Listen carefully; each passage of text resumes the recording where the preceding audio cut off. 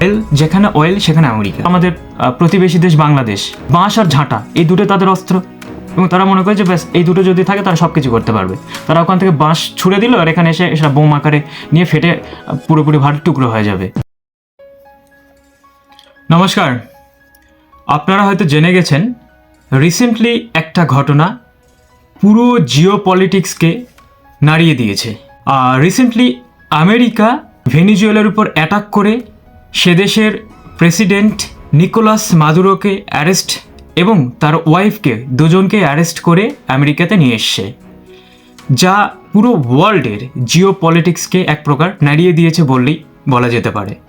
তো আজকের এই ভিডিওর মাধ্যমে আমি এই যে আমেরিকা কিভাবে ভেনিজুয়েলার উপর অ্যাটাক করলো, কেন করলো, করার কারণটা কি, এবং কি কি টেকনিক, তার সাথে ডিপ স্টেটের কি ব্যাপার রয়েছে, এবং রিসেন্টলি আমরা বাংলাদেশে যে ঘটনা দেখেছি তাতেও দেখা গেছে যে আমেরিকার একটা প্রভাব কাজ করেছে, এবং তার পরবর্তী স্টেপ কি ভারত হতে চলেছে, এই সব বিষয়টা নিয়ে আজকে পুরোপুরি ডিটেলসে আলোচনা করছি। তো চলুন শুরু করছি আজকের এই ভিডিওটি। তো দেখুন, জিওপলিটিক্সে একটা ব্যাপার হচ্ছে, যে দেশ যত বেশি মানি পাওয়ার, যার যত বেশি মানি পাওয়ার সে তত বেশি স্ট্রং, আর যার মানি পাওয়ার নেই সে কিন্তু দুর্বল। সেটা আজ প্রমাণিত হয়ে গেল। আপনারা হয়তো এটাও জানেন যে যখন কোনো দেশ নিজেকে ফ্লারিশ করার চেষ্টা করেছে, যখন কোনো দেশ নিজেকে উন্নতি করার চেষ্টা করেছে, তখন কিন্তু ধনী কোনো দেশ বা তখন আমেরিকার মতো কিছু দেশ রয়েছে যারা কখনো সেটাকে সাপোর্ট করবে না, বা তারা সবসময় নিজেকে সেই দেশগুলোকে দাবানোর চেষ্টা করেছে।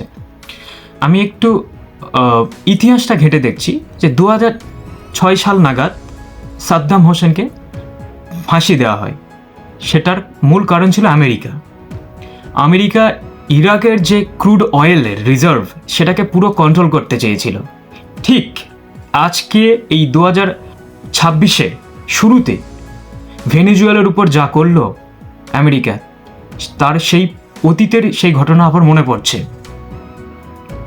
ভেনিজুয়েলা কিন্তু পুরো ওয়ার্ল্ডের 70% অয়েল রিজার্ভ করে থাকে, এবং ভেনিজুয়েলার যে বর্তমান যে শাসক বা বলতে পারেন যে প্রেসিডেন্ট নিকোলাস মাদুরো, তিনি কিন্তু পুরোপুরি একটা অ্যান্টি আমেরিকান গভর্নমেন্ট ফর্ম করছিলেন, এবং তিনি অ্যান্টি আমেরিকান একটা সেন্টিমেন্ট তৈরিও করে ফেলেছিলেন। তিনি সাধারণত আমেরিকার যারা শত্রু দেশ বলতে পারেন রাশিয়া থেকে শুরু করে চায়না, এদের সঙ্গে রিলেশন মানে সম্পর্ক ভালো রেখেছিল। তো এই ক্ষেত্রে আমেরিকা কি করলো, আমেরিকা বারবার ভেনিজুয়েলার যে গভর্নমেন্ট, যে সরকার, তাকে কিন্তু ফেলে দেওয়ার চেষ্টা করেছে, এবং শেষ মুহূর্তে সাকসেসফুলও হয়ে গেল। তো আপনারা দেখবেন ভেনিজুয়েলার যে বর্তমান প্রেসিডেন্ট, তাকে কিভাবে অ্যারেস্ট করেছে। ইভেন তার বাসভবন থেকে তাকে এবং তার ওয়াইফকে দুজনকে অ্যারেস্ট করে নিয়ে এসছে। এই যে দেখুন, একটা দেশের কতটা স্কিল, কতটা মিলিটারি পাওয়ার থেকে শুরু করে কতটা নলেজ একটা বিষয়ের উপর, কতটা ট্রেন্ড করা থাকলে তারা এরকম একটা কাজ করতে পারে। ইভেন ভেনিজুয়েলা কিন্তু ছোট দেশ নয়, এত বড় একটা দেশ, তার একটা বড় একটা মিলিটারি রয়েছে। রাশিয়া যাকে সুখোই যে ওয়ার ফাইটার যে যুদ্ধ জাহাজ সেটা দিয়ে রেখেছে, তারপরেও আমেরিকার যে স্পেশাল ফোর্স, সে সেখানে গিয়ে তার যে ব্যক্তিগত সিকিউরিটি তাদেরকে এলিমিনেট করে এবং নিঃশব্দে সেই দেশের রাষ্ট্রপ্রধানকে এবং তার ওয়াইফকে পুরোপুরি নিয়ে একটা দেশ থেকে আরেকটা দেশে নিয়ে আসছে। দেখুন, একটা দেশের মিলিটারি পাওয়ারটা আপনারা একটু ভেবে দেখুন যে কতটা তারা ট্রেন্ড, কতটা তারা শক্তিশালী বলেই এটা করতে পেরেছে। একটা কথা এখানে স্পষ্ট যে ক্রুড অয়েলের ব্যাপারটা কিন্তু খুব ইম্পর্ট্যান্ট, কারণ যেখানে ক্রুড অয়েল, যেখানে অয়েল সেখানে আমেরিকা, এটা পুরোপুরি স্পষ্ট ব্যাপার। এর আগে ইরাকের যে ব্যাপারটা আমি এক্ষুনি বললাম, সেখানে আমেরিকা তা করেছে। ইভেন রিসেন্ট এটা তো হয়েছে না, ভবিষ্যতে দেখবে যে যেসব জায়গায় ক্রুড অয়েলের ব্যাপার রয়েছে, যেসব জায়গায় বা যেসব দেশ আমেরিকার বিপক্ষে যাচ্ছে, তাদের সবাইকে এরকমভাবে এলিমিনেট করার চেষ্টা করবে আমেরিকা। কারণ দেখুন, জিও পলিটিক্সে একটা ব্যাপার খুব ইম্পর্ট্যান্ট, এই যে ডেমোক্রেসি, তাই না? গণতন্ত্র এগুলো কিন্তু কিচ্ছু চলে না, যেটা আজকে আমেরিকার যে নগ্ন রূপ সেটা কিন্তু প্রকাশ হয়ে গেছে। আপনারা বলছেন ইউএনের ব্যাপার, তো আমেরিকা ইউএন, জাতিসংঘ আমেরিকা জাতিসংঘ, কারণ আমেরিকার টাকা দিয়ে জাতিসংঘ চলে, এখানে কোনো কিছু কাজ করবে না। এনেছে, একটা ট্রায়াল হবে, ইভেন ফাঁসিও হতে পারে নিকোলাস মাদুরোর। পুরোপুরি একটা রেজিম চেঞ্জ করার যে চিন্তা ভাবনা সেটা আমেরিকা করেছে। আমেরিকা চাইছে এখন তার যে পুতুল গভর্নমেন্ট, তার ভেনেজুয়েলাতে একটা পুতুল সরকার এস্টাবলিশ করতে। আমেরিকার কথায় সে নাচবে, সে উঠবে, সম্পূর্ণ কিছু করবে। তো দেখুন, এই ক্ষেত্রে আমেরিকার যে এত প্রতাপ প্রতিত্ব, এই ক্ষেত্রে যে তার যে মিলিটারি অপারেশনের যে সাকসেসফুল যে ব্যাপারটা রয়েছে, সেটা কিন্তু দেখুন এই মুহূর্তে জিও পলিটিক্সে কিন্তু এরকম একটা ব্যাপার ডিপ স্টেট কিন্তু আর দেখতে পাবেন না। কিন্তু রিসেন্ট বাংলাদেশে হওয়া কিছু ইনসিডেন্ট আপনারা মনে করুন, হাসিনা গভর্নমেন্টকে এলিমিনেট করে নতুন একটা গভর্নমেন্টকে ফর্ম করার এসব ব্যাপারটা কে খেলেছে জানেন তো? বলে একটা সিক্রেট নেটওয়ার্ক রয়েছে আমেরিকার, যার কাজই হচ্ছে এরকম যে দেশ তার কথা শুনবে না সে দেশে কাজ করে, সে দেশে গভর্নমেন্টকে ফেলে দিয়ে আমেরিকার পুতুল সরকারকে বসানো। সেই 1940 সাল থেকেই এইভাবে প্রত্যেকটা দেশে, মানে যে দেশ আমেরিকার অপোজিশনে, যে দেশ আমেরিকার বিপক্ষে যায় সেখানে কাজ করে, আর সেখানে রেজিম চেঞ্জ করে অন্য একটা সরকারকে বসিয়ে দেয় এবং সে আমেরিকার কথায় চলবে।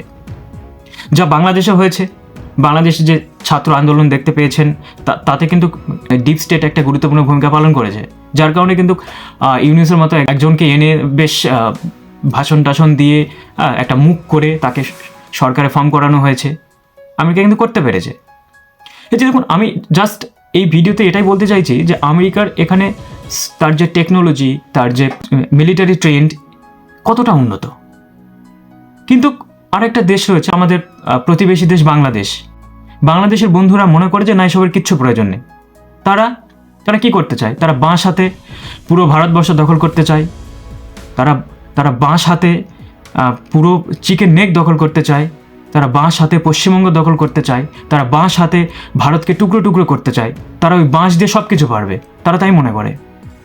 বাঁশ আর ঝাঁটা এই দুটো তাদের অস্ত্র, এবং তারা মনে করে যে ব্যাস এই দুটো যদি থাকে তারা সব কিছু করতে পারবে। তারা ওখান থেকে বাঁশ ছুড়ে দিল আর এখানে এসে সেটা বোম আকারে নিয়ে ফেটে পুরোপুরি ভারত টুকরো হয়ে যাবে। এখানে কোনো স্কিলের প্রয়োজন নেই, এখানে কোনো মিলিটারি ট্রেনিংয়ের প্রয়োজন নেই, কোনো ফান্ডের প্রয়োজন নেই, কোনো অর্থের প্রয়োজন নেই। শুধু একমাত্র কী হবে, বাঁশটাই হচ্ছে তাদের মেন অস্ত্র, সেটা দিয়ে সব কিছু করা সম্ভব। না, তারা তো তাই মনে করে। তো দেখুন, ভেনেজুয়েলাতে যে ব্যাপারটা ঘটেছে সেটা হচ্ছে অনেক আগে থেকেই এই ডিপ স্টেট বলে যে আমেরিকার যে সিক্রেট নেটওয়ার্কটা রয়েছে সে কাজ করতে শুরু করেছিল। আপনারা আরেকটা ঘটনা আমি এখানে বলছি যেটা খুব ইম্পর্টেন্ট, যে রিসেন্টলি নোবেল পিস প্রাইজ পেয়েছেন ভেনেজুয়েলার একজন, তার নাম হচ্ছে মারিয়া কারিনো মাচাদো বলে এক মহিলাকে কিন্তু নোবেল পিস প্রাইজটা দেওয়া হয়েছে। এটা কিন্তু এক প্রকার বলতে পারেন আমেরিকার বা ওই ডিপ স্টেটেরই একটা কিন্তু কৌশল, যাকে মেন একটা অপোজিশন মানে মুখ বানিয়ে তাকে একটা নোবেল পিসের ব্যবস্থা করে দিয়ে পুরোপুরি একটা যে বর্তমান যে প্রেসিডেন্ট নিকোলাস মাদুরো তার বিপক্ষে একটা মানে মুখ বানিয়ে দেওয়া হয়েছে। এই মুহূর্তে মাচাদোর গভর্নমেন্ট, তো আই থিঙ্ক মাচাদোকে অ্যারেস্ট করা হয়েছে, সে আর থাকছে না। এইবার দেখবেন যে তার অপোজিশনে যে রয়েছে বা যে আমেরিকার কথা শুনবে তাকে কিন্তু প্রেসিডেন্ট বানানো হবে, এবং এইভাবে আমেরিকা পুরো ভেনেজুয়েলাকে ক্যাপচার করে রেখে তার যে ক্রুড অয়েলের যে ব্যাপারটা রয়েছে সেটাকে কন্ট্রোল করবে। এটাই হচ্ছে আমেরিকার সব থেকে বড় স্ট্র্যাটেজি, সব থেকে বড় প্ল্যান। আর এখানে হয়তো আপনারা প্রশ্ন তুলবেন, তাহলে তো ইউএন রয়েছে না? ইউএন বলতে জাতিসংঘ রয়েছে। আমি আবারও তো বললাম, একবার তো বলে ফেলেছি আর একবার বলছি, দেখুন এসব একটা সংস্থা, বাস্তবে এদের কোনো অস্তিত্ব নেই। যদি আমেরিকার অস্তিত্ব থাকে, ইউএন রয়েছে, যদি আমেরিকা থাকে সব কিছু রয়েছে, এবং সব কিছু মানে কি, যাহাই আমেরিকা তাহাই ইউএন, যেটাই জাতিসংঘ সেটাই আমেরিকা।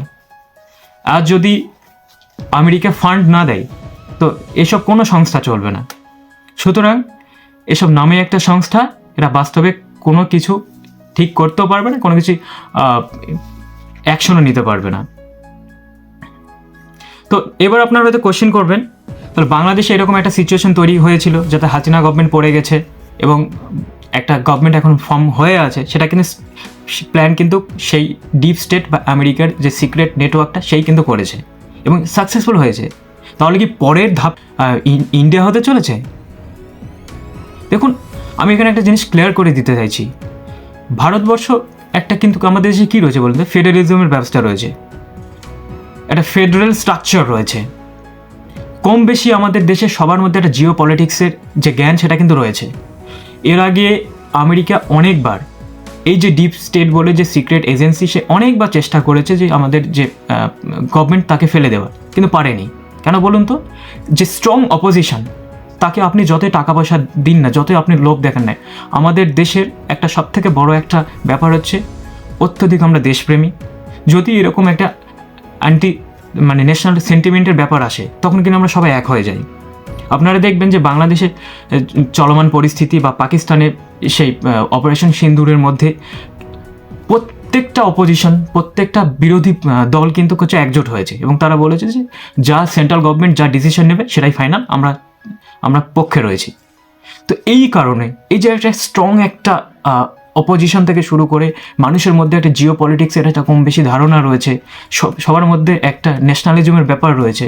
এখানে কিন্তু আমেরিকা কিন্তু ঠিকভাবে এইসব কারসাজি করতে পারবে না বা দেশের মানুষ অ্যাকসেপ্টও করবে না। This is a very important point for our country and countrymen. এই কারণে বহুবার, শুধু আজকে নয়, এর আগে বহুবার আমেরিকা চেষ্টা করেছে তার এই যে সিক্রেট এজেন্সি ডিপ স্টেট দিয়ে অনেকবার প্রভাবিত করার চেষ্টা করেছে, একটা নির্বাচিত সরকারকে ফেলে দেওয়ার চেষ্টা করেছে, কিন্তু পারেনি। কারণ শুধুমাত্র একটা কারণে, ইভেন ভেনেজুয়েলার উপর যে অ্যাটাকটা হয়েছে এবং হওয়ার পর তারপরে প্রেসিডেন্ট ডোনাল্ড ট্রাম্প নিজে হুঁশিয়ারি দিয়েছে কিন্তু ভারতের উপর। তাহলে কি তারপরের স্টেপটা কি ইন্ডিয়া হতে চলেছে? কখনো সম্ভব নয়, এটা কখনোই সম্ভব নয়। সুতরাং আপনারা বুঝতেই পারছেন যে ভেনেজুয়েলার উপর যে অ্যাটাক, তার কারণটা হচ্ছে ক্রুড অয়েল থেকে শুরু করে এবং রিসেন্ট যা ডেভেলপমেন্ট হচ্ছে, যা ঘটনা ঘটছে, সেটা বোঝাতে পেরেছি। সুতরাং আজকের এই টপিকটা কিন্তু পুরোপুরি একটা নতুন ধরনের। ইভেন বিভিন্ন দেশ রয়েছে, বিভিন্ন আরও ডিপ স্টেটের অনেক প্ল্যান রয়েছে। দেখুন, কোন দেশের গভর্নমেন্টকে ফেলে দিয়ে সেখানে আমেরিকার পুতুল সরকারকে বসানো, এটাই হচ্ছে তাদের প্রধান কারসাজি। সুতরাং আজকের এই ভিডিওর মাধ্যমে আমি জাস্ট একটা অন্য ধরনের টপিক নিয়ে হাজির হলাম এবং মোটামুটি আমি এই বিষয়টা আলোচনা করলাম। তো এরকম আপডেট আমি দিতে থাকবো। আপনারা চ্যানেলটাকে সাবস্ক্রাইব করবেন এবং সঙ্গে থাকবেন, এইটুকুই। সবাইকে ধন্যবাদ।